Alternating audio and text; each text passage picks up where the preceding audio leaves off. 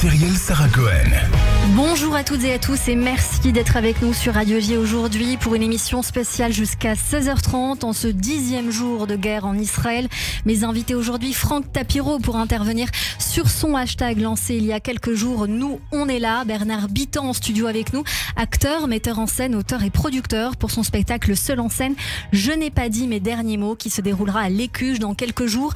En seconde partie d'émission, témoignages mais aussi initiatives lancées en France et en Israël. En direct d'Ashdod, Jérémy Talafré. En direct d'Israël également, Jessica Bergel qui nous parlera des groupes mis en place pour des aides diverses et variées pour les francophones et les soldats de Tsahal, avec notamment la création de dessins pour le moral des militaires. Jonathan Béard, citoyen militant à l'origine de la manifestation pour Sarah Halimi et du run en moto qui s'organise ce soir à 18h45 au départ de la place du Trocadéro. Et ce, jusqu'à République avec une mission de taille pour les piétons. Également d'autres actions à vous donner sur cette antenne. Une chronique sur l'histoire d'Israël avec Annabelle Guiraud, suivie de notre coup de cœur musical Gaëla Brown. Le tout sous couvert de notre spécialiste et psychanalyste Judith Cohen-Solal pour analyser cette actualité. Vous l'avez compris, une émission culturelle et d'information en direct live aujourd'hui sur notre antenne. À retrouver également sur nos plateformes de streaming et sur radioj.fr. 15h, 16h30, Cyrielle Sarah Cohen. Radio J.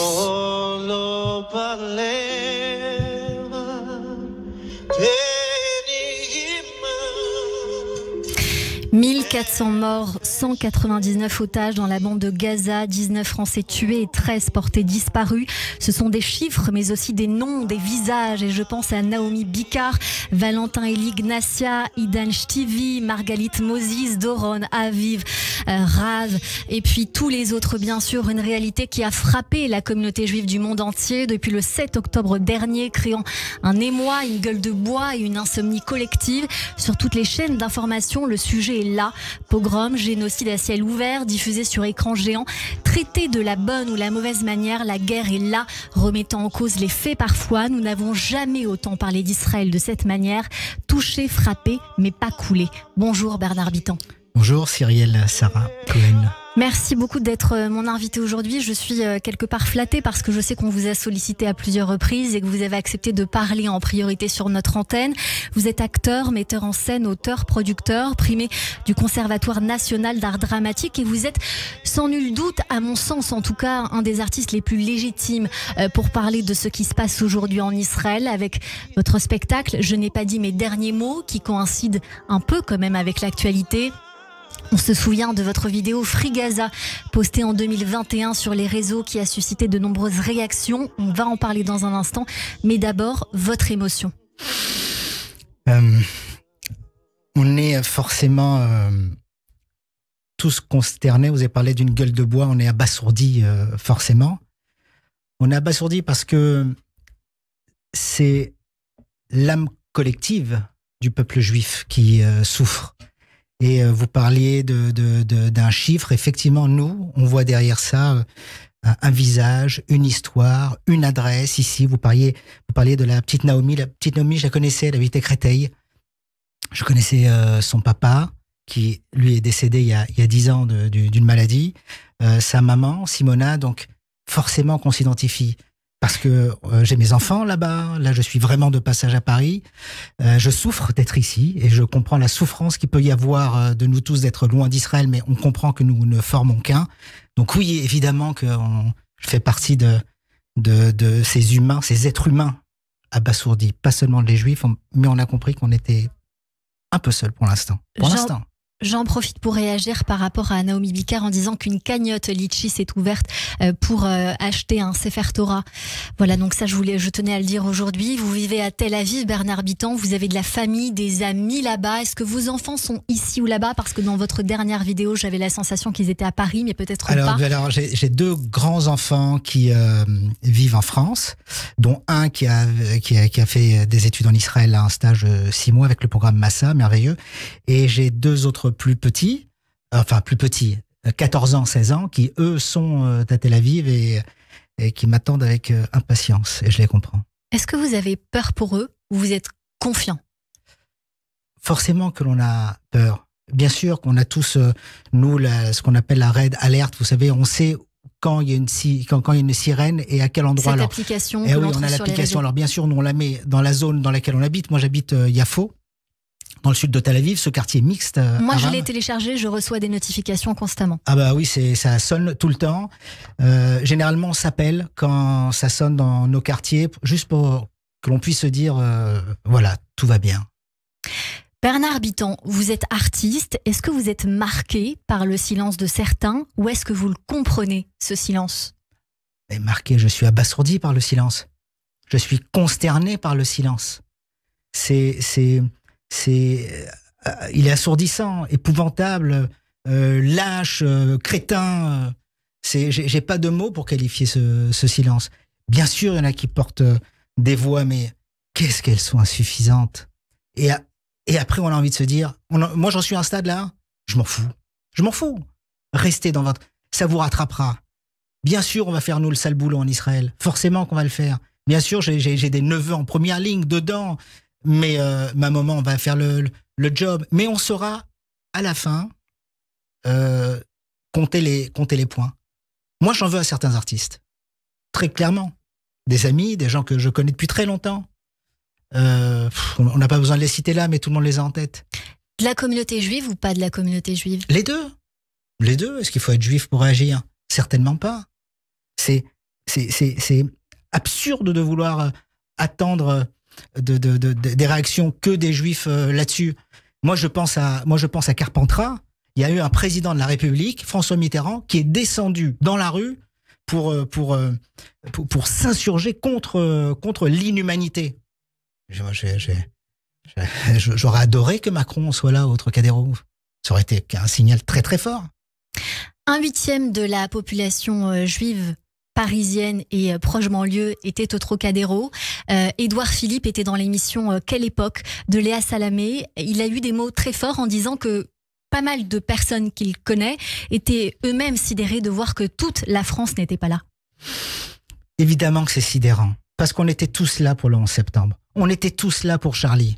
Et maintenant que ça touche des juifs, alors il y a quelque chose qui est moins grave ou moins sidérant, sachant que les exactions qui ont été commises sont épouvantables. Donc oui, bien sûr, j'ai un réel dégoût. J'aimerais parler de ce silence avec le publiciste et communicant Franck Tapiro. Bonjour Franck. Bonjour Sayel, bonjour Bernard. Salut Franck. Parmi les réactions attendues... Lui, c'est une belle voix, lui. Et voilà. Oui, justement. Bravo Franck. Moi, je te suis, tu sais. Les réactions attendues, Franck Tapiro, des personnalités qui ont eu du courage de s'exprimer sur l'attaque dans un premier temps, la guerre en Israël depuis. Certains ont révisé leurs tirs, d'autres peu ou pas sur ce silence dit assourdissant. Vous faites partie des premiers à l'avoir dénoncé. Vous avez même lancé un hashtag « Nous, on est là ». Qu'est-ce qui vous choque? Que dit ce silence pour vous? Et qui vous appelez à rejoindre ce hashtag? En fait, au démarrage, vraiment, dès qu'on était à la manifestation le lundi à Trocadéro, je me suis rendu compte qu'il y avait beaucoup moins de monde que prévu. On était nombreux, mais moi je pensais qu'il y avait beaucoup moins de monde. Mais quand je dis beaucoup moins de monde, ça veut dire quoi? En fait, il n'y avait que les têtes que je connaissais. En gros, il y avait beaucoup de juifs, très peu de non-juifs, très peu d'amis musulmans. Dieu sait si j'en ai, et qui partagent nos idées. Mais je me suis rendu compte, dès ce soir-là, et c'est drôle, Arthur avait dit la même chose au même moment, mais on est souvent raccord avec Arthur, qu'en fait, ça voulait dire que le terrorisme était en train de gagner. Pourquoi? Parce qu'en fait, ces gens qui ne sont pas venus ont peur. Ça ne veut pas dire que les gens ne reconnaissent pas, ne comprennent pas ce qui est en train de se passer, qu'ils ne condamnent pas, mais c'est qu'ils n'arrivent pas à s'exprimer. Et je n'arrête pas de leur dire que finalement, même quand ils me disent, vous savez, je suis menacé de mort, et on me dit ceci, on me dit cela, je leur dis, mais vous avez oublié quelque chose de très important. Nous sommes tous menacés de mort. Juifs, non-juifs, musulmans. Je dirais même qu'à la limite, les musulmans ont encore une plus grande fatwa sur eux, puisque 92% des victimes du terrorisme islamique radical sont des musulmans. Donc en fait, j'aurais dit, quand vous ne parlez pas, vous tuez beaucoup de gens. D'abord, on sait très bien que le silence tue beaucoup plus que les balles. Deuxièmement, vous tuez des gens parce que vous montrez que les terroristes sont plus forts que nous, plus fort que la démocratie, plus fort que l'humanité, plus fort que la valeur, plus fort que le droit, plus fort que la dignité humaine. Et troisièmement, quand vous ne parlez pas, vous passez à côté d'un public qui, lui, est assailli de messages contradictoires par évidemment les barbares fous que sont les monstres du Hamas et tous leurs sbires des frères musulmans. C'est que ce sont des jeunes qui aujourd'hui ne comprennent pas parce qu'ils n'ont peut-être pas aussi toute l'information possible sur ce conflit pour bien l'analyser. Il est déjà tellement compliqué à analyser quand on est, comme Bernard et moi, israélien, franco-israélien, c'est déjà très très très très dur. Donc vous imaginez de l'extérieur, quand on a en plus, et c'est ça la grande indignité de ce pays, un parti qui est devenu une secte qui s'appelle la France indigne, tenu par un gourou qui s'appelle Mélenchon, j'ai même du mal à dire son mot, et qui fait que aujourd'hui, en ne condamnant pas le Hamas, on donne à tous ces jeunes un droit de tuer du juif. Justement. Depuis lundi, un droit de tuer du juif. Et ce qu'il y a de clair, c'est qu'aujourd'hui, en ne parlant pas, en ne s'exprimant pas, malheureusement, il laisse ces jeunes totalement prisonniers de ces terroristes. Et il n'y a pas de part de cerveau disponible pour balancer des informations positives et leur éviter de passer au drame. Alors justement, Franck Tapiro, j'ai envie de réagir parce que j'ai été très alerte. Bien sûr, on ne peut pas suivre tout le monde, hein, c'est de manière évidente, mais j'attendais personnellement quelqu'un, Boudère, que j'adore, que je trouve formidable comme artiste, qui est sorti de sa réserve avec un très beau message appelant à la paix sur ses réseaux. C'est vraiment ça qu'on attendait. Ça fait beaucoup de bien, mais qui a dû supprimer cette vidéo à cause d'un harcèlement que je qualifierais de tyrannique. Je voudrais aussi vous faire réagir sur le tweet de Karim Benzema, par exemple. On voulait que les sportifs réagissent, mais quand ils ne condamnent pas le Hamas, est-ce que justement, il ferait mieux de ne pas réagir? C'est pire que ça. Moi, quand j'ai dit mais ils sont où, j'ai été servi parce qu'on en a vu deux dans le même week-end, deux sportifs, alors que je les attendais. Et Youssef Attal. Youssef Attal, qui lui reprend carrément un tweet d'un intégriste islamique qui appelle un jour noir pour les juifs. Donc, si je peux me permettre, Franck Tapiro, de vous couper en vous disant qu'une enquête préliminaire pour apologie du terrorisme contre le défenseur de l'ONG SIN est en cours en ce moment. Parfait, parce que la vraie réponse, elle ne sera que judiciaire. Mais maintenant, vous avez Karim Benzema. Et moi, je l'attendais, je vais vous dire, au tournant. J'ai participé à un doc sur lui qui s'appelle le cas Benzema. J'avais dit à quel point, pour moi, ce type était dual. Dual parce que c'est un type adorable sur le terrain, au Real, là où il a été exemplaire, ballon d'or, etc. Sauf que je pense qu'il avait une âme un peu pourrie. Et je vous le dis pourquoi. Quand on est le jour de France-Allemagne et qu'on voit la Marseillaise, quand la caméra est sur lui, il se retourne, il crache par terre, on peut pas me faire croire à moi qui est non seulement fait du sport et surtout qui est coaché des sportifs 10 fois plus fort d'ailleurs que Benzema dans le monde entier, on peut pas me dire à moi que ce type-là n'a pas fait exprès. Ça n'existe pas de ne pas faire exprès quand on est en train d'écouter de la Marseillaise. Ce n'est pas possible. Et donc j'attendais au tournant. Pourquoi? Parce que il parle à des dizaines de millions de personnes dans le monde. Et hier, il a tweeté un message horrible lu par 32 millions de personnes, où il parle bien entendu qu'il faut rendre hommage aux victimes gazaouis. Ça, je peux totalement comprendre. Après, il parle de bombardement injuste. Là, j'ai du mal à le comprendre. Mais après, le pire, il est où l'hommage au prof qui a été assassiné vendredi? Il est où l'hommage aux victimes israéliennes? Et surtout, il est où l'hommage à tous nos ressortissants français pris en otage là-bas? Je me permets, en fait, quand on a Franck Tapiro, un hommage à géométrie variable, c'est un dommage plutôt qu'un hommage. Et bien justement, Franck Tapiro, évidemment, une victime est une victime, et quand on touche à une personne, on touche à l'humanité. Je tiens quand même à dire, pour avoir pas mal balayé, que beaucoup plus de réactions se sont faites sentir sur le meurtre abominable de ce professeur Dominique Bernard. Ce qui a été assez différent quand même pour Israël, où beaucoup d'autres ont dit, parfois peut-être en se justifiant, mais je pense aussi qu'on peut les comprendre en disant: je ne sais pas quoi dire, je suis sans voix, je n'arrive plus à parler, je pleure.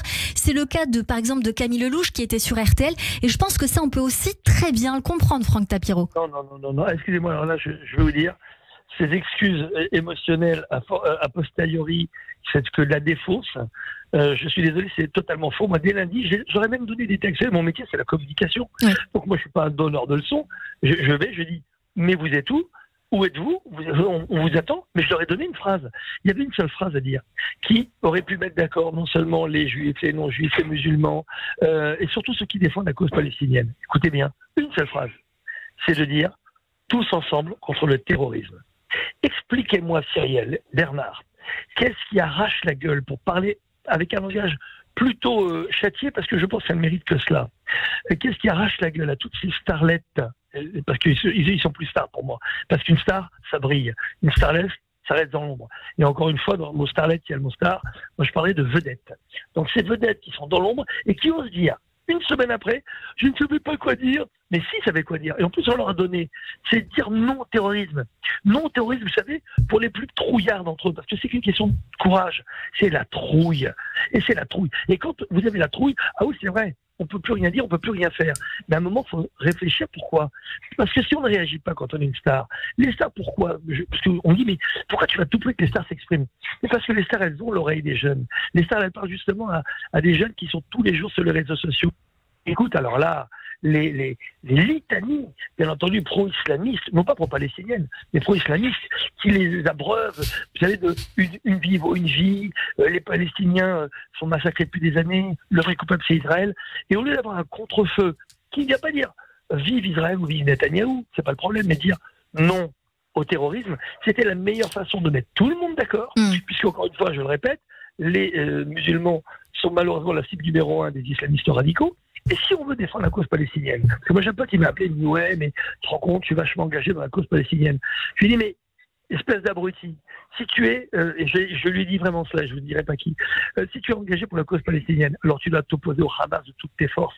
C'est le Hamas qui tue les Palestiniens, c'est pas les Israéliens. Et là, j'ai entendu un blanc au téléphone. Donc ça montre bien que même quand ils ont les mots, même quand on leur dicte les phrases et les slogans, il faut ce qui s'appelle du courage, ou une bonne paire de courage, si vous voyez ce que je veux dire.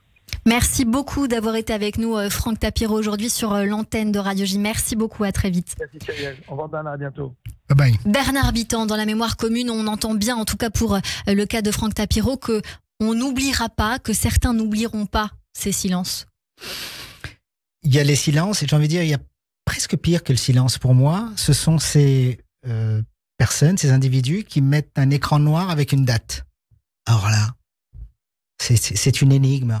Ça veut dire, vous savez, je veux être d'accord avec tout le monde, on ne sait pas trop ce que ça veut dire, tant mieux s'il y en a qui ne comprennent pas, mais ceux qui doivent comprendre, alors ils vont comprendre. On est consterné. Voilà, le mot est là, c'est consternant. J'entends dans vos mots, Bernard Bitan, et ceux de Franck Tapiro, qu'il va de soi que les artistes sont des passeurs de conscience, je dirais même plus des passeurs d'âme. C'est une responsabilité de dire les choses en tant qu'artiste, sans nul doute, pour dénoncer cette attaque innommable. Je pense quand même aussi aux artistes qui jusqu'alors n'avaient jamais parlé, à l'image de Yodelis, Maxinucci ou encore Nakache et Toledano, pour qui j'imagine cela n'a pas été évident mais viscéral de parler. Je voulais leur faire un clin d'œil. Merci à eux en tout cas d'avoir parlé. Bernard Bitan, j'ai envie qu'on se rapproche de vous, de votre art, j'ai envie de dire. Je le disais, vous êtes acteur, vous êtes metteur en scène, auteur et producteur. Il y a près de 30 ans maintenant, vous avez coécrit et mis en scène la comédie musicale à succès Le Sel et le Miel, en tournée plusieurs années en France, en Suisse, en Belgique, avant de s'exporter en anglais, en hébreu aux États-Unis et en Israël. Une version concert même de ce spectacle a vu le jour en 2008 à Jérusalem, à l'occasion des 60 ans de l'État d'Israël. J'ai envie qu'on d'extraire avec vous l'ADN de ce spectacle. C'est l'âme du peuple juif, sans grandiloquence, sur scène, en images. Voilà qui nous sommes. Et j'aime reprendre cette phrase d'une amie que j'adore, qui doit nous écouter, qui s'appelle Karen Tayeb, qui a dit, voilà, si je dois expliquer à quelqu'un qui je suis, venez voir Le Sel et le Miel. Je crois que de tout ce qu'on a pu entendre avec Laurent... Que j'embrasse énormément, si on parle de la même femme de Gilles, je l'embrasse énormément. Et c'est le plus beau compliment que l'on a pu nous faire, à Laurent Bentata et à moi, qui est mon acolyte depuis je vous ai vu à Spamalot. Voilà, on était... oui, forcément. Donc oui, c'est ça, Le Sel et le Miel, c'est sionisme et mémoire. C'est un texte qui raconte aussi en toile de fond l'histoire des crimes de masse et de tous les génocides contre le peuple juif. Est-ce que vous pensez que ce spectacle aujourd'hui mériterait une mise à jour ? Alors, mise à jour, malheureusement non. Parce que le thème qui est abordé, c'est toujours les mêmes. La première scène du spectacle est édifiante et c'est là où on gagne notre public. On va le raconter, mais quand on se le prend en pleine face, c'est absolument prenant. Nous avons tous les bourreaux du peuple juif qui, à travers les siècles, disent ce qu'ils reprochent au peuple juif. Et finalement, l'histoire du Sel et le Miel raconte l'un de ces bourreaux, ce qu'il a pu faire au peuple juif, qui est Hitler. Le Sel et le Miel va revenir, vous savez, pour ses 30 ans. L'année prochaine en Israël, à partir du mois de mars. Et c'est la première fois depuis qu'on le reprend, alors ça fait 30 ans, ça a repris dans plusieurs langues, l'indispensabilité, la mission, le devoir que l'on a avec Elie Attal, qui est le producteur de ce spectacle, de se dire, nous devons reprendre ce spectacle, nous devons refaire passer notre message pour se rappeler combien l'État d'Israël est précieux, combien on n'est pas si loin de la Shoah, et combien on se rend compte que sans Israël, voilà ce qui nous arrive. On a tendance à l'oublier. Pour rebondir à ce que vous disiez, on a un nouveau bourreau aujourd'hui qui n'est pas nouveau d'ailleurs, qui est le Hamas. Donc forcément, en Israël, on vous a vu en tant qu'acteur dans Le Prénom, dans votre pièce Miroir, la pièce Miroir, Le violon de mon père, mais aussi L'héritage d'Anna, de Annick Pérez aux côtés d'Eli Chouraki, Judith Bergui que j'embrasse et Joanne Toledano. Au cœur de votre carrière, Bernard Bitan, est-ce qu'on peut dire que c'est un engagement avec en toile de fond l'hommage pour toujours rappeler l'histoire et le judaïsme? Dans tous mes choix artistiques, il doit y avoir un message talmudique. Il doit y en avoir un. Là, il y en a un, je répète, une pièce d'Éric Emmanuel Schmitt, Petits crimes conjugaux.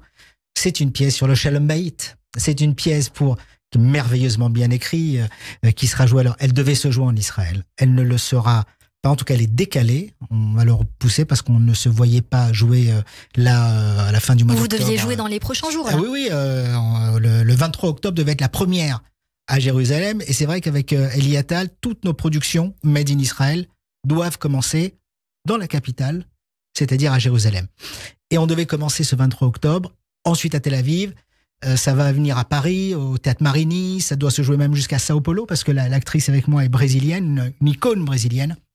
Mais précisément, tous les choix que je fais doivent avoir une leçon, une morale que l'on tire du Talmud, forcément. Une morale, on va y revenir dans un instant avec vous. Je n'hésite pas à dire au passage que dans l'histoire du violon de Drancy, eh bien, je crois qu'il y avait un message de la Guémara, dans Miroir plutôt, la pièce Miroir. Je tenais qu'on en parle un petit peu. On va revenir dans un instant. On va écouter la Tikva avec Enrico, parce qu'on aime Enrico évidemment et qu'on le soutient. Vous restez avec nous évidemment. On continue cette émission après la pause. Dans un instant, on poursuit également avec vous, Bernard Bitan, mais aussi nos intervenants pour parler en Israël avec un témoignage très fort, des initiatives également lancées en France et en Israël. Mais tout de suite, le rappel des titres avec Etanit Belaïch sur Radio J.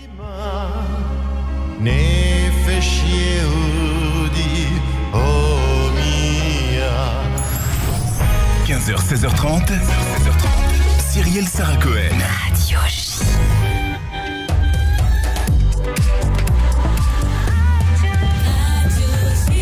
15h30 sur Radio J, bonjour et bienvenue. Tout de suite, le rappel des titres avec Etanit Belaïch.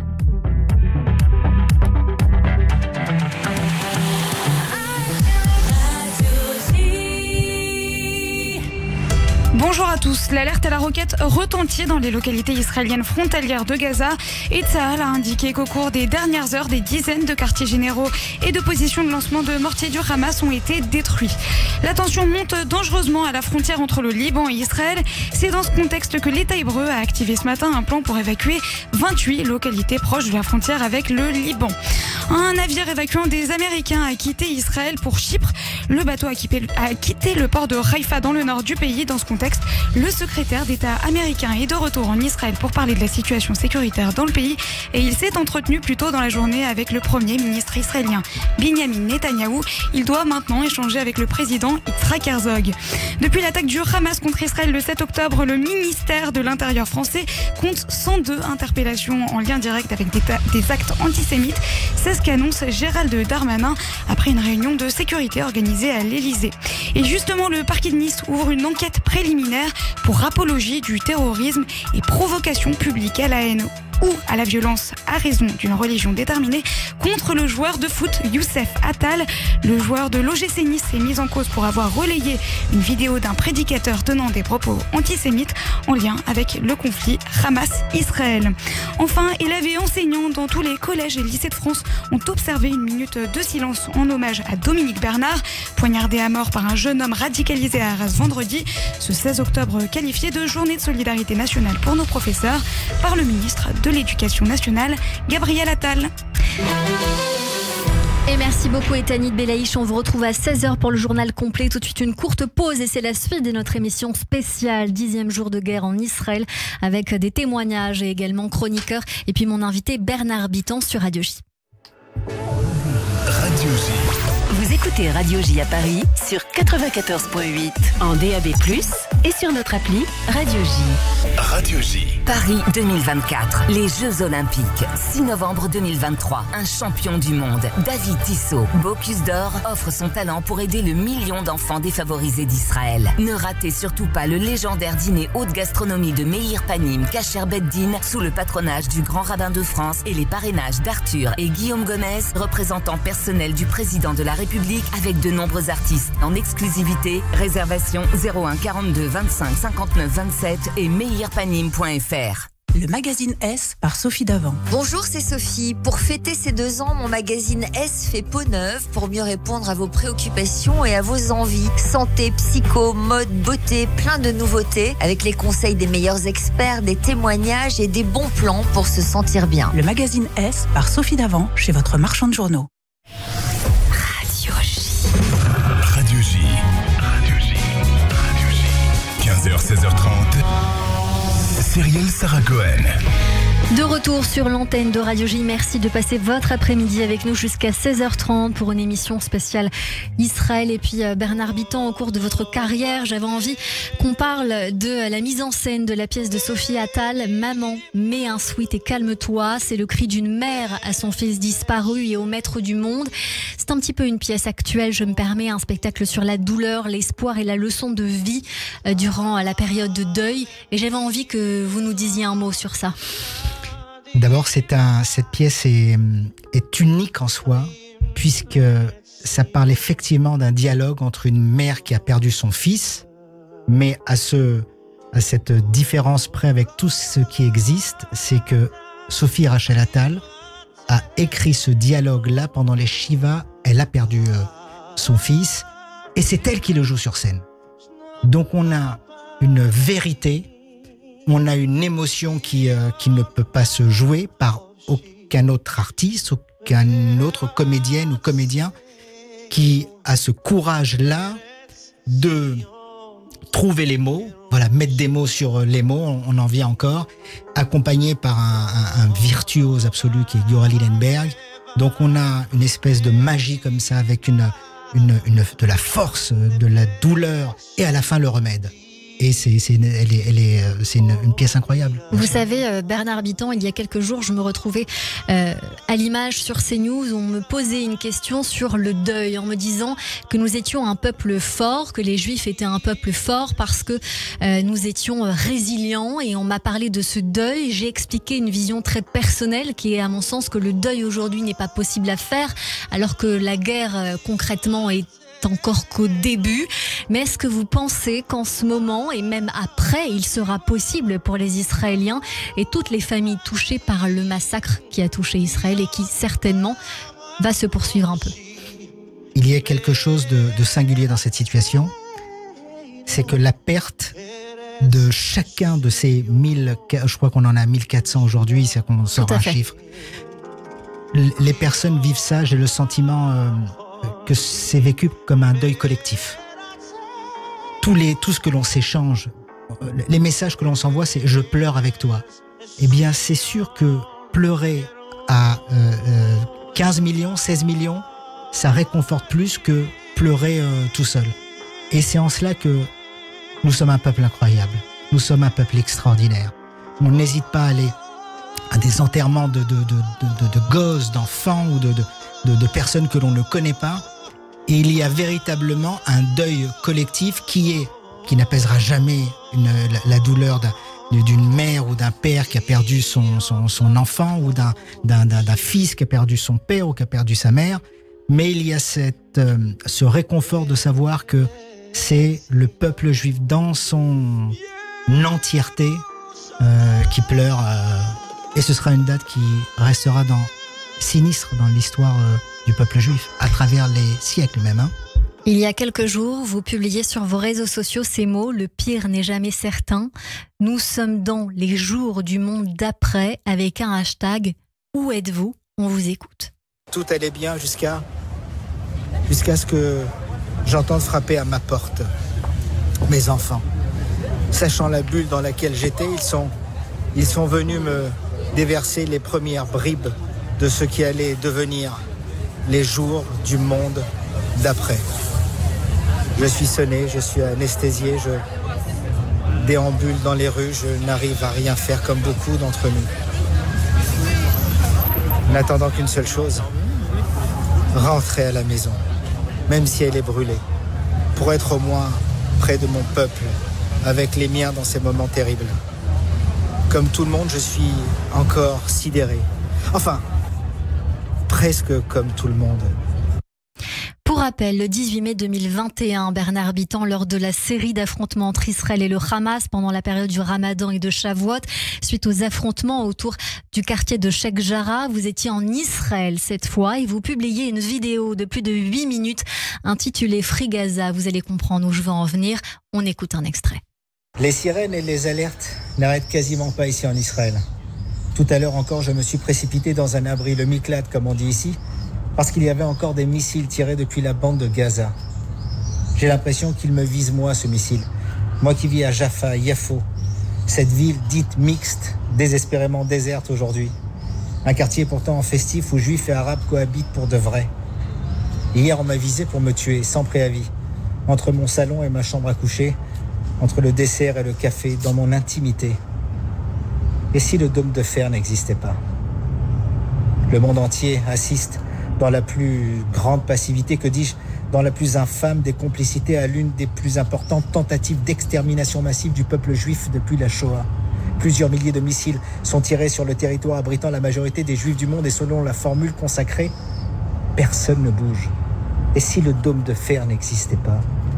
C'est un véritable Pearl Harbor qu'Israël subit au quotidien. Oui, chaque jour, c'est Pearl Harbor ici, sauf que ce ne sont pas des Japonais qui tapissent de bombes sans sommation une base de soldats américains dans le Pacifique, mais deux organisations terroristes, le Hamas et le Djihad islamique, qui ciblent une population civile. Le Hamas, le bras armé succursale, pour ne pas dire vassal d'un État, l'Iran, agitateur du monde, où l'onde de choc finira irrémédiablement par embraser l'Europe pour de bon. Et oui, il faut être aveugle ou complice pour ne pas voir que l'islam radical et le nazisme, c'est kiff-kiff. Et Bernard Bitan, dans cette vidéo, j'ai l'impression que vous auriez pu poster la même hier finalement, ou en tout cas le 7 octobre. Vous dites « Palestiniens et Israéliens ont le même combat ». Est-ce que vous pensez cela aujourd'hui ? Fondamentalement. Fondamentalement. Je pense que l'ennemi de l'humanité est l'islamisme radical. Les Palestiniens ne veulent pas ça. Vous savez, je suis allé à Ramallah avec mon fils.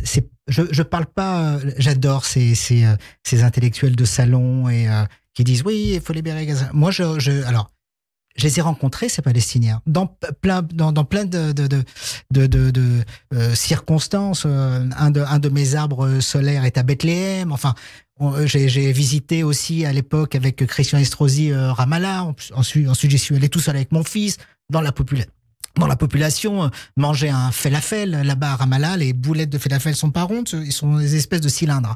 Ça ne s'invente pas, ça. Faut aller sur place. On essaie de discuter avec les gens, mais les gens en ont marre.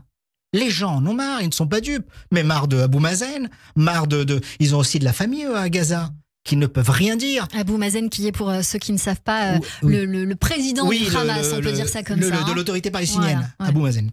Mais donc, les gens en ont marre. Donc effectivement, je pense que les premiers ennemis des Palestiniens qui ont envie d'une vie normale, je vous assure, sont des gens comme vous et moi, le mec qui vend son thé, la bonne femme qui veut vendre ses t-shirts.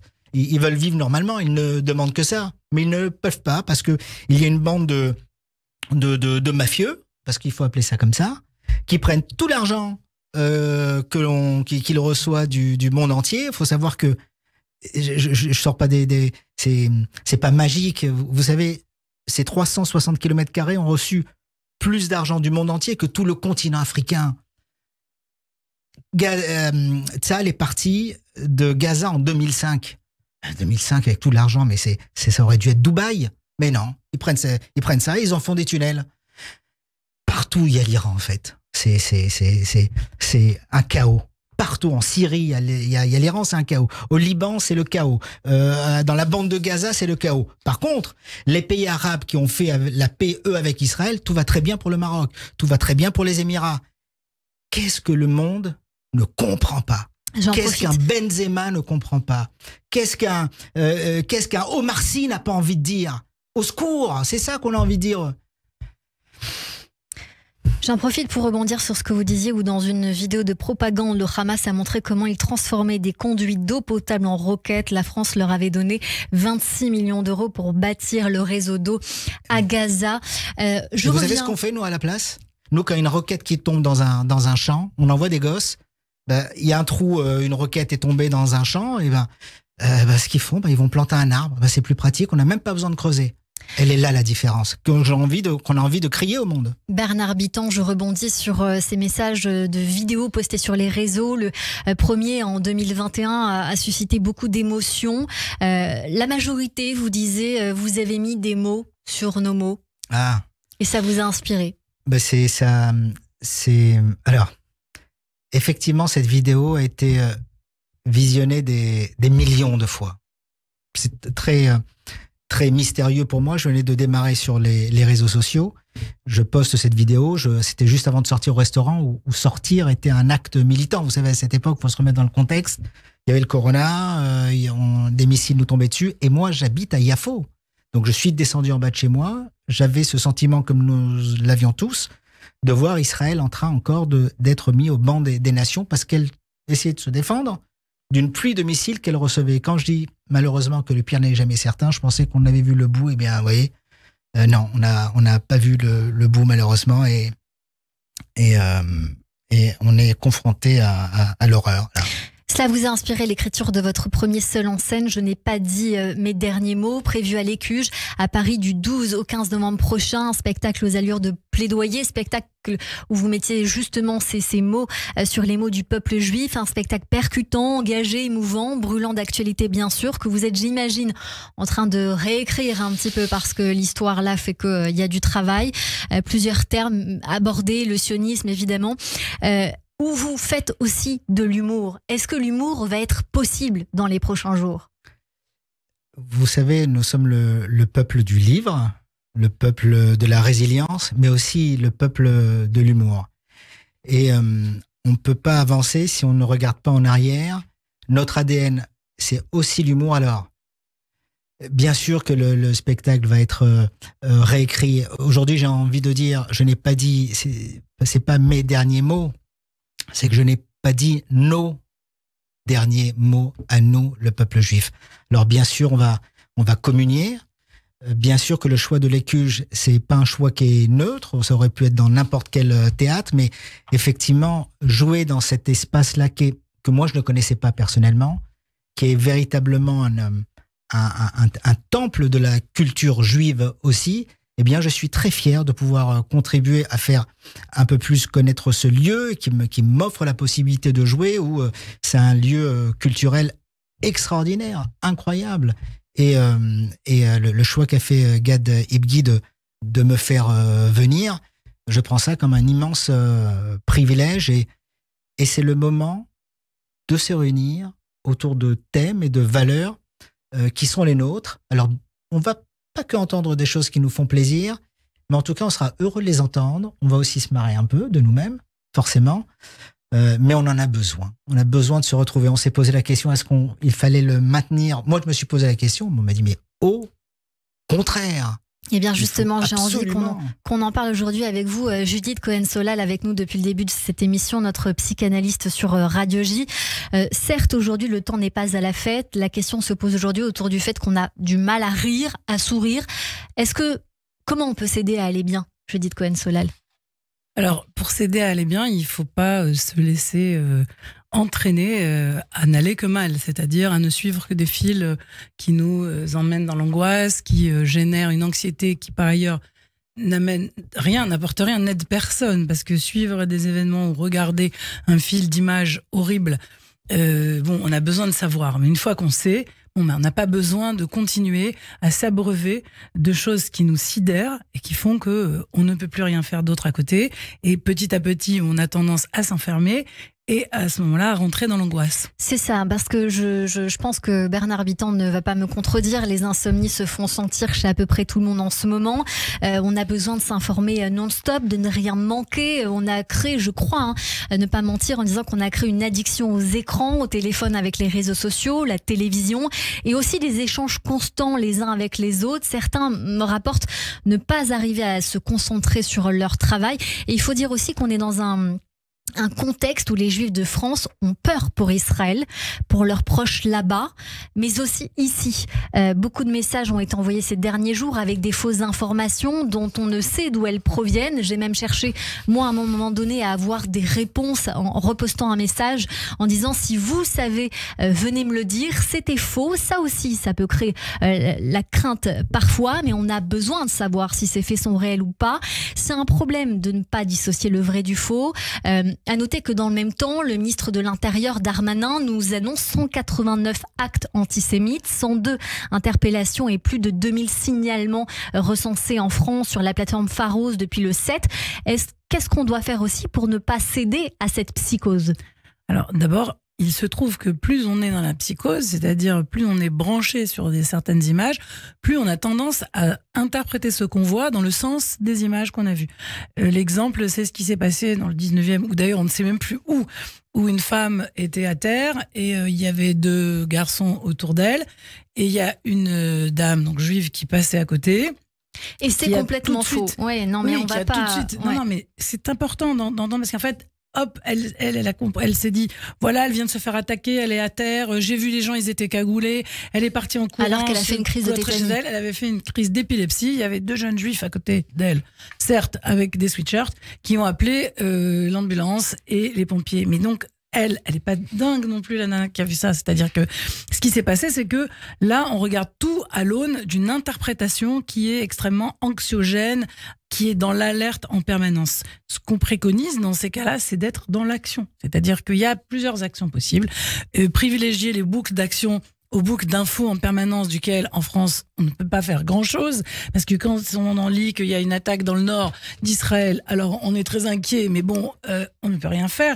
Par contre, on peut être dans des boucles qui préconisent d'envoyer de l'argent, des messages en Israël, de soutien, de la solidarité, voilà. Très juste, on va en parler justement, Juliette Cohen-Solal, dans un instant avec notre invitée par téléphone en direct de Jérusalem, Jessica Bergel. Mais pour l'heure, on poursuit cette émission avec un témoignage.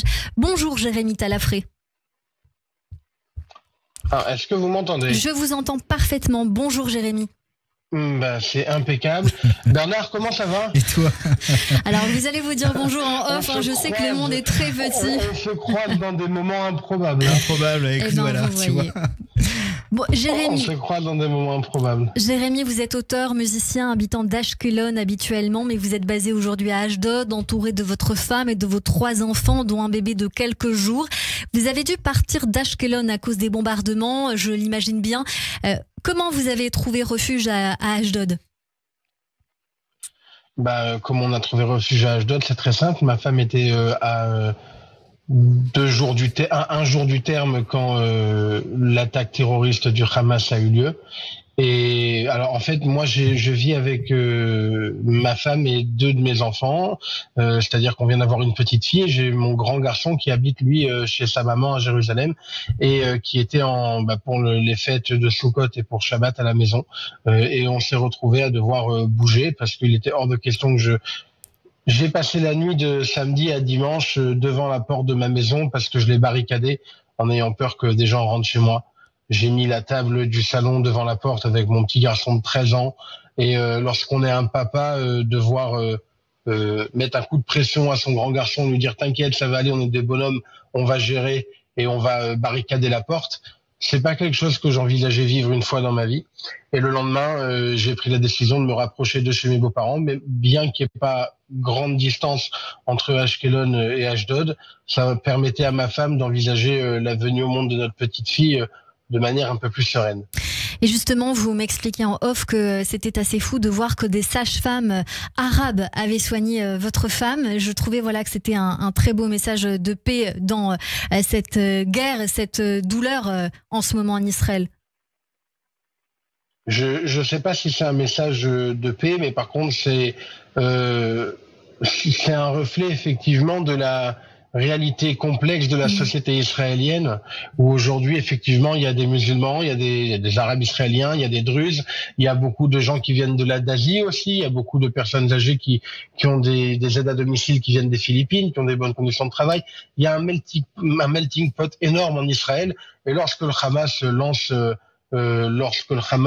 lance des attaques sanglantes, ils en ont rien à faire de savoir qui est en face. Pour eux, ce qu'il faut éradiquer, c'est les Juifs, les koufars et le monde occidental.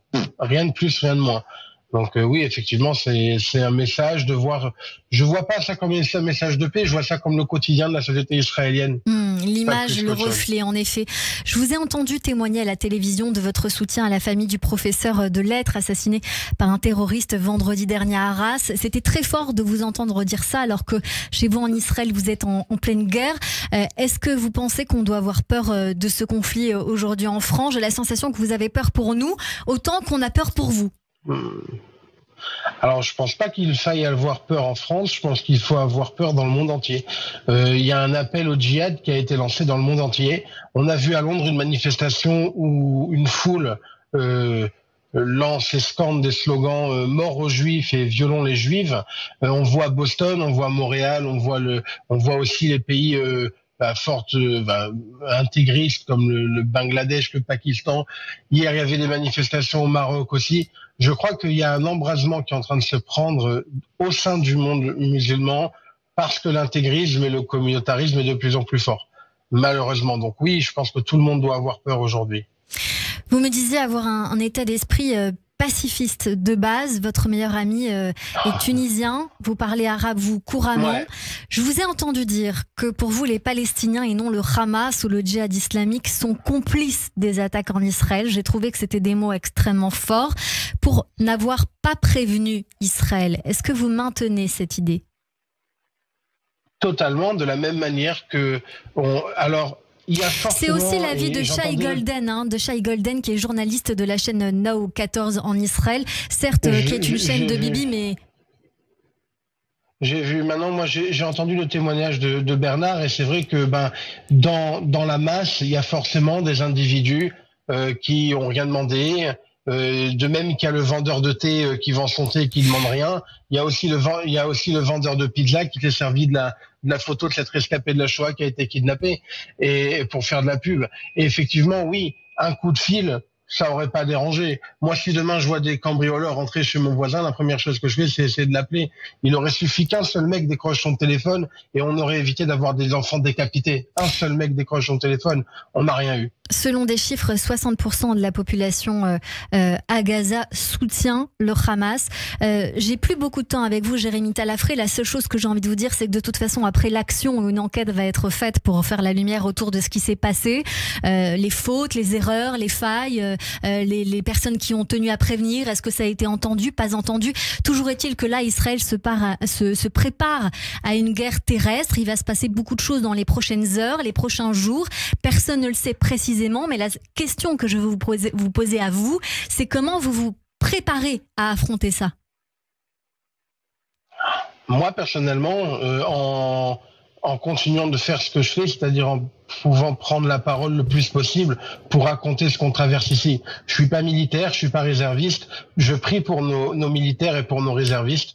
Mais moi, personnellement, j'ai confiance en l'armée, en sa possibilité de donner une réponse forte et exemplaire aux yeux du monde pour montrer que faut arrêter de croire que les Juifs on est des victimes et qu'on n'est plus en Pologne en 40. Aujourd'hui, comme je me plais à le dire, l'étoile jaune c'est terminé. On a une armée, on a un gouvernement, on a des moyens, on a des alliés et je pense que là la ligne rouge elle a été franchie. Voilà. Merci beaucoup Jérémy Talafré, on vous souhaite beaucoup de courage, nos pensées sont avec vous.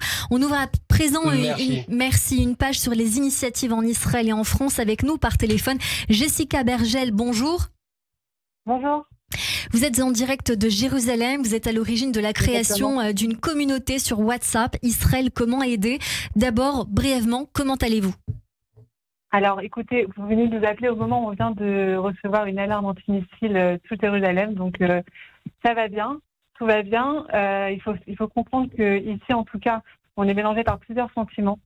il y a eu la douleur, il y a eu la colère, etc., etc. Mais ce qui prédomine, et je tiens à mettre l'accent dessus, ce qui prédomine ici, c'est justement notre sentiment d'invincibilité au vu de la solidarité, mais énorme, et je pèse mes mots, dans toutes les rues d'Israël. J'ai jamais vu ça de toute ma vie.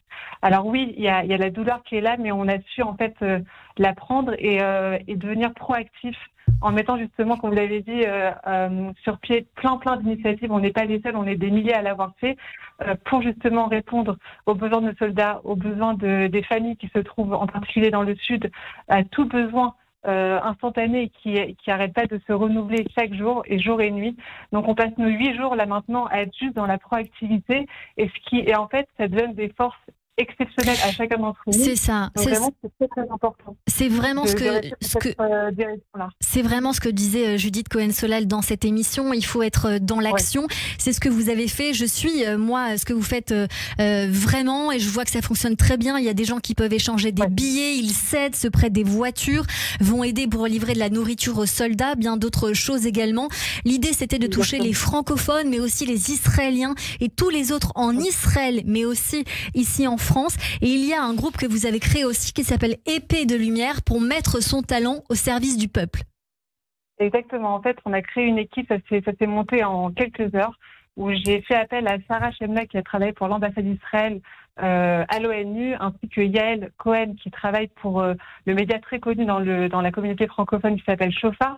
Donc on a créé une équipe de 8 personnes qui, depuis quelques jours, passent leur temps à récolter justement de l'information, des vidéos de qualité avec les sources vérifiées évidemment, des actes de vaillance, de solidarité par milliers qui se passent ici en Israël H24. On est obligé de faire des tris tellement il y en a.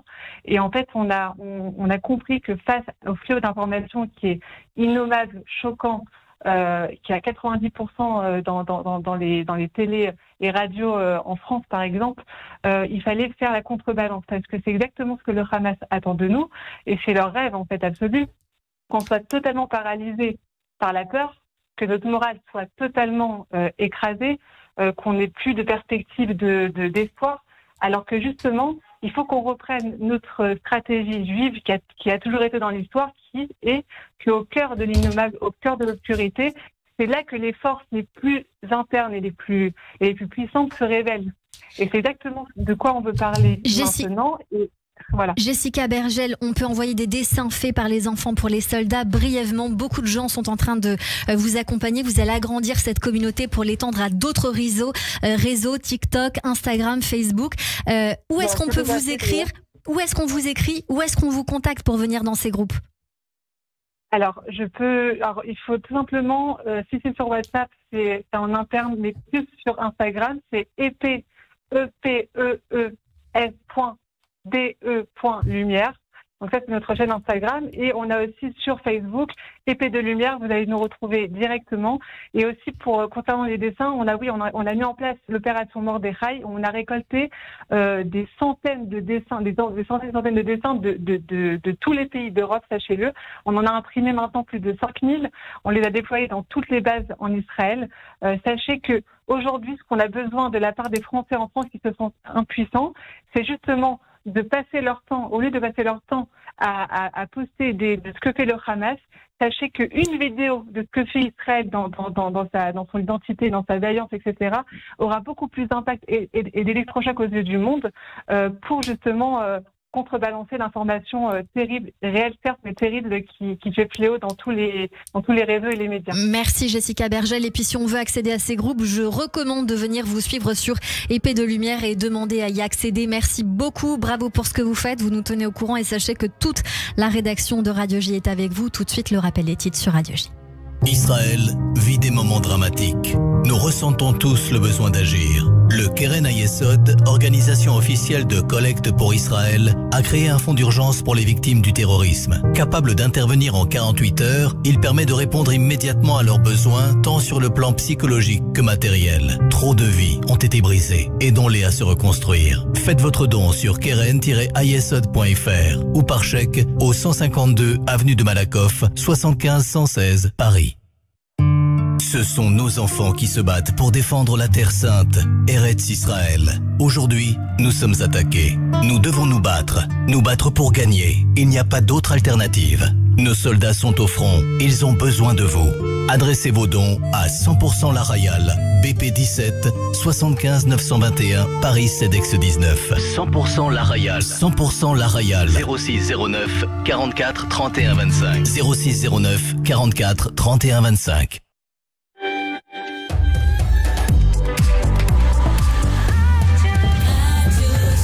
16h passées de 2 minutes sur Radio J. Bonjour et bienvenue. Tout de suite, le journal de l'information avec Etani Belaïch.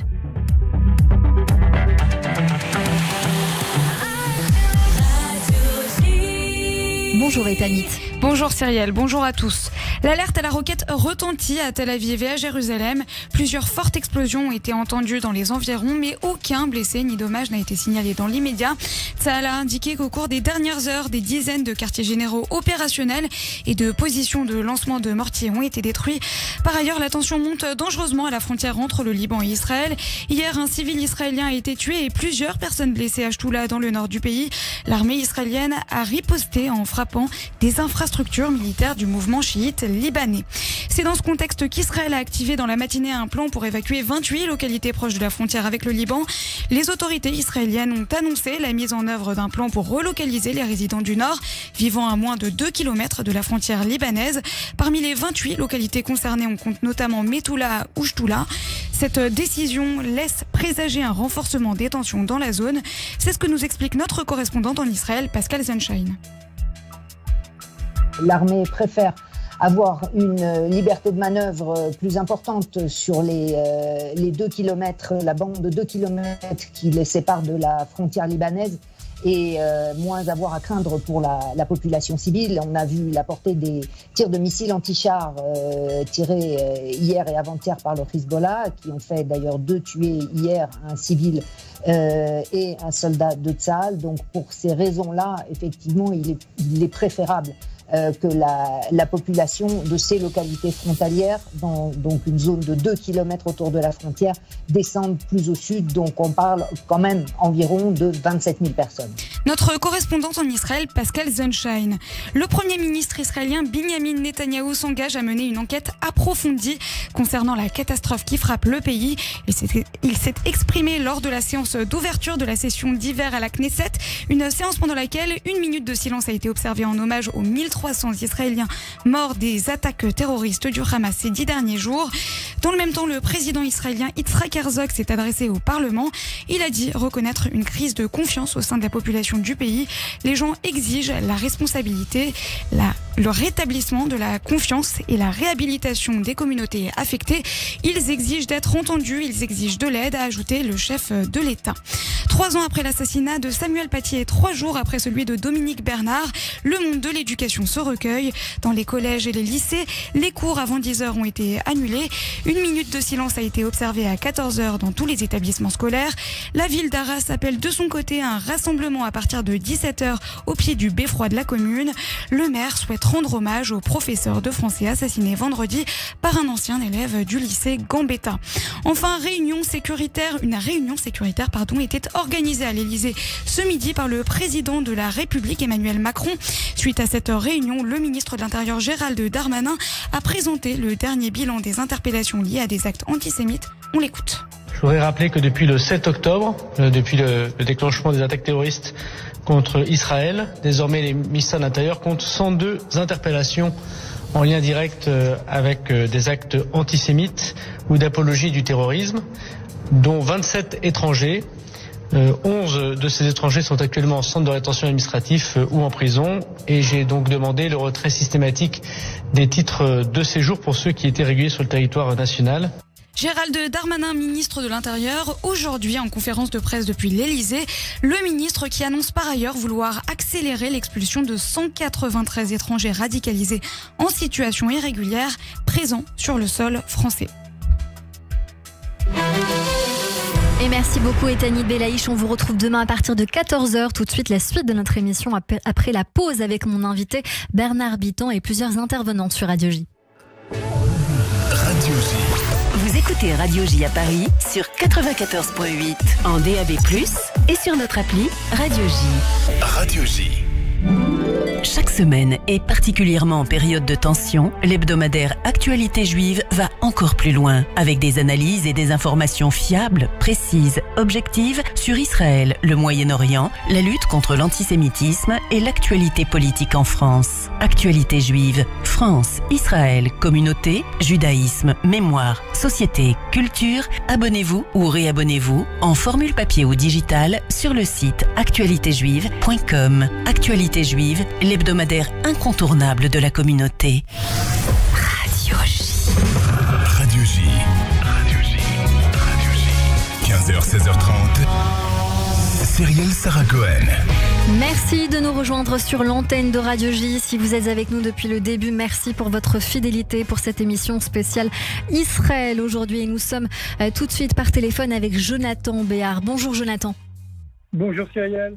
Vous êtes citoyen engagé à l'origine de la manifestation pour Sarah Halimi du Rhône en son hommage. Ce soir à 18h45, vous organisez de nouveau un run contre la barbarie. Il s'agit d'un trajet pacifiste pour soutenir Israël qui démarre place du Trocadéro. Ce sera jusqu'à où? Qui appelez-vous à venir? Dites-nous tout. Alors, ça démarre effectivement place du Trocadéro et on ira vers un lieu hautement symbolique que je révélerai sur place en dernière minute. Voilà, pour des raisons de sécurité que vous pouvez imaginer. Et c'est pour qui? Eh bien, c'est pour tous les motards, tous les bikers, tous les deux roues qui souhaitent manifester contre la barbarie. Voilà, ce qui s'est passé le 7 octobre est juste impensable. On pensait que c'était fini et je pense même qu'on a atteint des niveaux peut-être rarement de cruauté et vraiment de sauvagerie, rarement atteints. Donc, il était indispensable que l'on fédère différentes communautés et puis surtout qu'on manifeste cela la tête haute en faisant bien comprendre que jamais, jamais on ne se soumettra, jamais on ne supportera ces gens-là, on ne courbera jamais les chines. Je connais votre engagement, Jonathan Béard. Vous appelez les motos, les scooters, les city-scouts, les vélos et trottinettes électriques à vous rejoindre. Juifs ou pas, bien sûr, pas de voiture. J'imagine qu'il y aura des drapeaux français et israéliens pour montrer le soutien comme d'habitude. Est-ce que vous demandez également aux piétons de venir pour vous soutenir? Alors, nous demandons aux piétons de venir sur le lieu du départ, à la place du Trocadéro, où nous leur remettrons d'ailleurs, avec une autre association, des tracts ou des affiches plutôt à l'effigie malheureusement des personnes qui ont été kidnappées. Et on va leur demander d'aller coller ces affiches dans leur quartier parce que tout le monde doit savoir. Merci beaucoup Jonathan Béard et je profite pour dire que je parlais justement avec la personne à l'origine de ces photos qui fait partie d'un groupe d'anciens des EI au départ à Paris qui a repris cette initiative venue des États-Unis depuis peu et qu'ils ont initié cette campagne relayée par leur galerie. Hier, l'UEJF a également fait une session de collage dans plusieurs zones à Paris mon fils en a fait et partie, autour des universités. Oui, mon fils en avait partie. C'est vrai? Oui, il dit papa, je vais aller coller des affiches. J'ai été sûr, lui, oui. Eh bien voilà. Bah, écoute, voilà, tu fais comme papa. Moi, j'allais en coller pour les Juifs d'Urs en 90. Donc voilà, vous voyez. Eh ben voyez, il faut être donc ce soir pour éventuellement venir avec du scotch, parce que vous appelez à ça, je crois savoir, Jonathan Béard. Tous les âges sont bienvenus et cette opération devrait se répéter dans les prochains jours. Je rappelle, Jonathan, que vous avez l'autorisation de la préfecture et des services de sécurité, c'est important de le dire. Bien sûr, on a toujours fait avec et on leur se met toujours et on a à chaque fois un comportement exemplaire, donc ils sont, voilà. Merci. Merci Jonathan Béard. Rendez-vous ce soir, je vous embrasse. Excellente soirée à vous ce soir, merci beaucoup.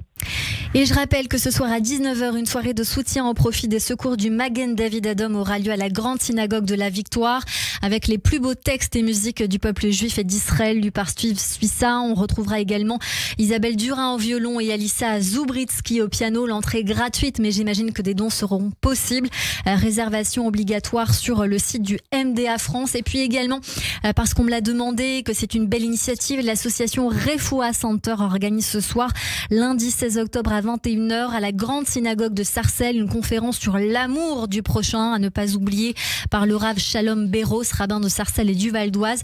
Vous pouvez évidemment vous renseigner et inscription obligatoire.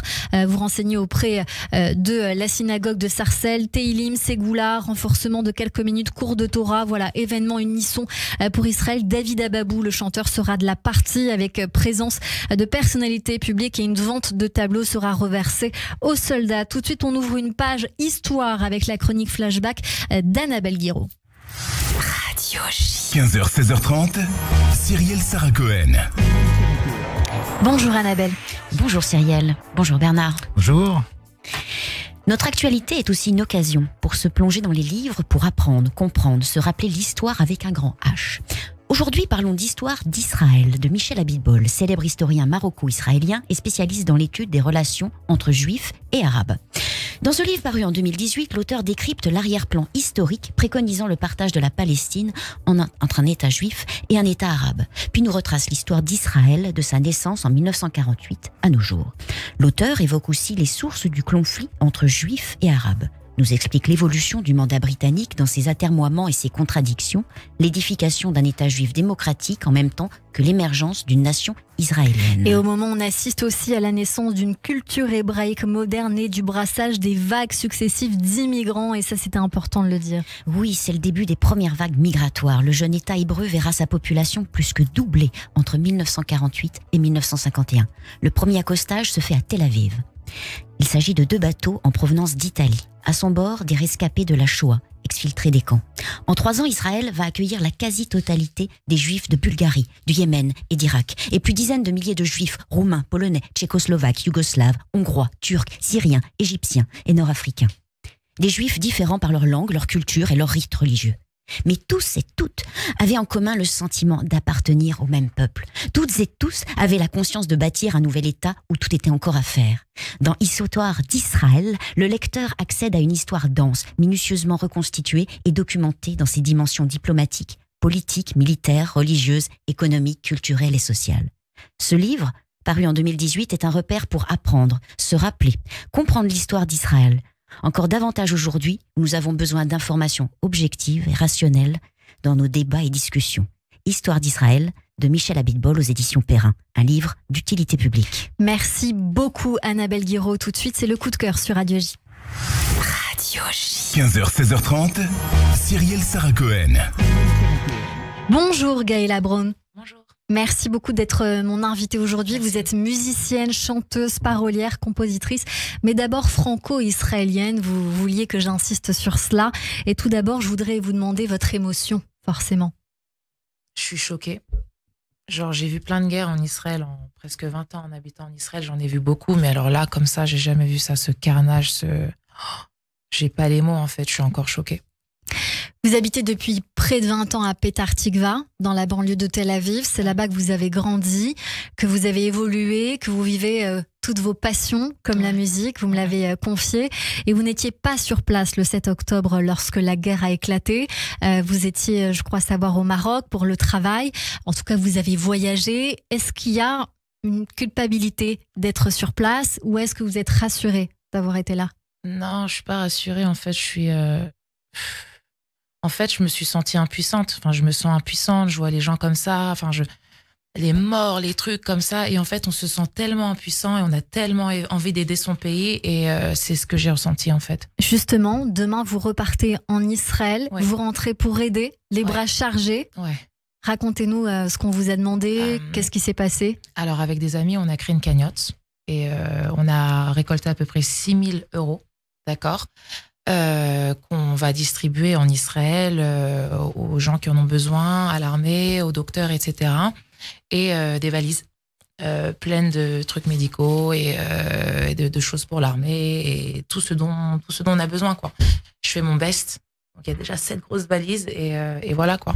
Et justement, est-ce que les compagnies, elles demandent à ce qu'il n'y ait pas beaucoup de valises ou est-ce qu'elles autorisent? C'est vraiment la question que je me pose. Elles autorisent le max de valises par personne ou vous partez à plusieurs et du coup on peut en avoir 2, 3, 4 par personne? Pour les autres compagnies, Khoutzme Elal, je ne sais pas du tout, mais je sais que Elal, ouais, on peut... Elal, c'est possible. Gaëla Braun, votre vie c'est la musique. Une amie à vous vous a demandé de faire quelque chose. D'ailleurs, elle a commencé à écrire au départ.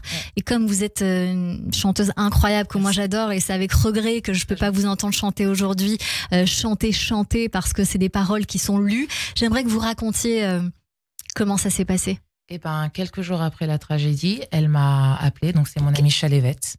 Chalévette m'a appelée, elle a écrit un texte et en fait son fiancé Roy, il a composé un petit riff, un petit hook à la guitare et ils m'ont demandé si je pouvais poser ma voix dessus, donc j'ai dit oui, bevadaï, je vais le faire et tout, et en fait ça nous a pris une nuit et on a tout placé et en fait c'est en fait, comment on dit, récapituler, ça récapitule, ouais. Voilà, ce qui s'est passé pendant les 4 premiers jours en fait du massacre. Et ouais, c'est terrible et en même temps, il y a une espèce de lueur d'espoir. Et justement, c'est ce que fait la musique très souvent et l'art en règle générale. Tous les trois, vous vous êtes finalement mis d'accord sur ça, on écoute.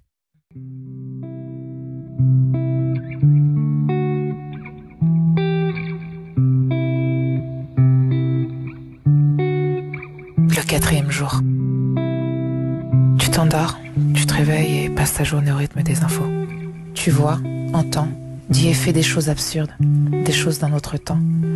Aujourd'hui, c'est un peu différent parce que, après la peur du 1er jour, le choc du 2e, la tristesse devant les chiffres hallucinants du 3e, le 4e jour, c'est les noms et les visages que tu découvres en masse. Tu connais forcément quelqu'un ou plusieurs personnes dedans. Chaque nom, chaque visage est un monde. Il y a Ita et Hadar, ses parents qui, après avoir caché leurs jumeaux de quelques mois dans leur bunker, sont sortis pour se battre contre 7 terroristes au seuil de leur maison. Ils ont sauvé leur bébé au prix de leur vie. Il y a Annabelle, cette jeune fille de 25 ans qui sauve l'intégralité de son kibbutz, le seul qui soit resté indemne. Parce qu'avant tout le monde, elle comprend la situation, court de maison en maison, prévenir de l'attaque et met en place une défense. Annabelle et les hommes de son kibbutz se sont battus contre 25 terroristes. Il y a Yafa, cette dame de 85 ans que le monde a cru Alzheimer, parce qu'entourée de 5 terroristes en route dans une voiture de golf pour Gaza, garde un grand sourire et la tête fièrement levée. Et il y a Liron, la sublime Liron, celle qui est restée sur place à la fête quand des centaines de terroristes balancent des grenades et tirent partout. Liron reste quand tout le monde cherche à s'enfuir. Elle aide les premiers blessés, stoppe des hémorragies, tient des poches de perfusion. Et puis Liron meurt sur le coup.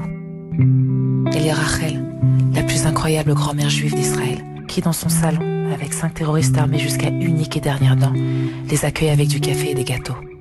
Rachel réussit à gagner du temps. Son talent de cuisinière et son calme sauvent sa vie et celle de son mari. Il y a les 300 000 hommes, ou plutôt 300 000 pères, maris, frères, fils, cousins et amis. Ceux qui partent le jour même sur place défendent courageusement leur pays. Il y a toutes ces soldates qui, malgré les ignobles images qui tournent partout, stoïques dans leur uniforme vert, tiennent si bravement le coup. Il y a cette queue interminable de 6 heures, celle des dons du sang, celle du Dizengoff Center qui part du premier pour se terminer dans le second bâtiment, celle censée être rare, celle des donneurs du groupe sanguin O. En ce qui concerne tous les autres, ils sont là pour offrir du thé chaud. Un peu plus loin, il y a des milliers de gens sur Kikar Dizengoff qui, malgré la menace d'infiltration de terroristes dans tout le pays, la chaleur, la pluie de missiles et la panique générale, malgré tout sont là, du matin au soir pour préparer des colis aux soldats. Et puis, il y a aussi tous ces civils qui s'occupent d'apporter des centaines de milliers de colis dans des zones décimées, de loin les plus dangereuses du pays. Ici, en 2023 en Israël, il y a plus de héros que de citoyens qui se seraient largement contentés de n'être que des gens bien. En direct du bunker, entre 2 salves de roquettes, la voix de Gaëla, la guitare de Roy et les mots de Chalévette. Courage, on va le passer ce très douloureux moment. Entre-temps, on vous envoie notre amour, de la musique et tous nos meilleurs sentiments. Voilà, ce texte écrit par Chalévette et interprété par vous, Gaëla Braun. Je vous disais, vous repartez demain en Israël. Est-ce que vous appelez les Français, la communauté internationale à envoyer des dons? Qu'est-ce qu'on peut faire pour aider? Ouais, on a besoin de dons. On a besoin d'argent, on a besoin d'acheter beaucoup de choses pour les Chayalim, on a besoin d'énormément de choses pour même les familles endeuillées. On a besoin de vous, On a besoin de tout le monde, vraiment. Et on donnera cette parole demain dans cette émission sur l'antenne de Radio J. Je vous embrasse, j'ai envie de dire. Je sais que vous repartez demain. On va rediffuser ce texte dans l'émission, à la fin de l'émission. Merci beaucoup je le redis, écrit par Chalevet et la musique par son fiancé Roé. Et on les retrouve sur Instagram, évidemment. Je crois que c'est Chalevet Cam ou Cam Chalevet. Et puis vous, Gaëla Braun, B-R-A-U-N. Merci beaucoup, Gaëla, d'avoir été notre coup de cœur aujourd'hui. J'aurais vraiment voulu vous entendre chanter, mais je sais que parfois la gorge est un peu nouée. Et ce sera dans la joie, je l'espère. Merci beaucoup, Gaëla. Tout de suite, le portrait. Radio J. 15h, 16h30, Cyrielle Sarah Cohen. Comme toujours à la fin de cette émission, on a pour habitude de débriefer les minutes que nous avons passées ensemble avec notre invité Bernard Bitan. L'actualité est immense, donc on a fait intervenir d'autres personnes, des intervenants, une émission spéciale. Néanmoins, je pense que votre ADN, on vous l'a compris. On va essayer de résumer d'une part votre portrait, mais aussi peut-être ce qui s'est dit sur le fond, sur les émotions qu'on a pu entendre dans cette émission diverses et variées en France et en Israël. Et c'est dans vos mots, Judith Cohen-Solal. Bonjour Cyrielle, bonjour Bernard. Alors là, vraiment, la gageure est de taille. C'est vrai. D'habitude, je fais le portrait de l'invité. Alors là, il faut faire le portrait de l'invité, le portrait de la situation, le portrait des intervenants de l'extérieur. Le portrait de la crémière. Non, l'ADN. L'ADN est le même, je crois, de toutes les manières. Là, vraiment, ça s'avère un petit peu compliqué, mais on va le faire puisque ça tombe sur moi, ça tombe sur aujourd'hui. C'est bien, ça, au contraire, c'est génial, je suis en première ligne. Elle est capée, Judith, on peut le faire. D'habitude, on est en première ligne parce qu'on raconte beaucoup de choses de sa vie. Donc là, vous n'avez pas eu assez le temps de vous raconter vraiment. Donc, on a saisi des petites choses. Je suis Israël, donc on est complètement dans le thème. D'accord. C'est bien ce que j'ai compris. Vous êtes très habité par ce que vous faites. Voilà, ça j'ai bien compris. Donc on peut le dire. Je vous sens très habité par ce que vous faites. Et il y a un petit décalage, je dirais, entre votre visage bronzé, le côté comme ça très présent ici, où on a l'impression que vous allez déclamer quelque chose, parce que vous êtes très comédien là, comme ça devant nous, dans le bon sens du terme en fait, interprète je dirais. Et donc là, c'est comme si vous aviez mis vos talents d'interprète au service de la cause. D'ailleurs, vous le dites que vous avez envie de faire ça. Voilà, vous l'avez dit que c'est ce que vous aviez fait toute votre vie, déjà avec le spectacle, le sel et le miel et toutes ces choses. En tout cas, je vous sens très ému, très touché. Alors, on l'est tous, bien entendu. Et j'ai entendu aussi de la colère par rapport à ce qui se passe. La colère par rapport à tous ces gens très proches. Vous avez dit qu'il y avait des amis très proches qui s'étaient tus et que finalement, c'est le silence qui vous a le plus marqué. Vous avez dit, on n'oubliera pas le silence. Ça me consterne. Et là, je sens qu'il y a quelque chose qui vous blesse. Peut-être qui nous blesse tous, dans tous les cas. Et qui on attend peut-être du réconfort qui n'arrive pas. Alors les mots, c'est pas grand-chose, et à la fois, puisque vous avez fait un spectacle qui parle de ça, les mots, c'est quand même beaucoup, parce que c'est un mot qui a créé le monde. Enfin, des mots qui ont créé le monde, ce sont des paroles. Donc finalement, c'est quand même pas rien, les paroles. Et de pas entendre certaines paroles, ça fait peur peut-être. En tout cas, ça génère de l'inquiétude presque plus que ce qui se passe réellement sur le terrain. Parce que y a ce terrain là-bas de guerre, de combat, et tout le monde est très touché. Le dégoût de la lâcheté, le dégoût de laisser le sale boulot aux autres. Et en l'occurrence, les autres sont nos gosses. Donc c'est ça en fait qui nous blesse et qui nous énerve. Parce qu'on va le faire le boulot finalement. Je sens en effet que c'est ça, vous êtes extrêmement révolté, j'ai envie de dire, parce que de dire au moins, ok, on vit ce qu'on vit, on a subi ce qu'on a subi, on combat ce qu'on a à combattre, mais au moins dites quelque chose qui nous réconforte, qui nous encourage, qui... Venez vous joindre à nous, c'est pas que notre combat. Et donc...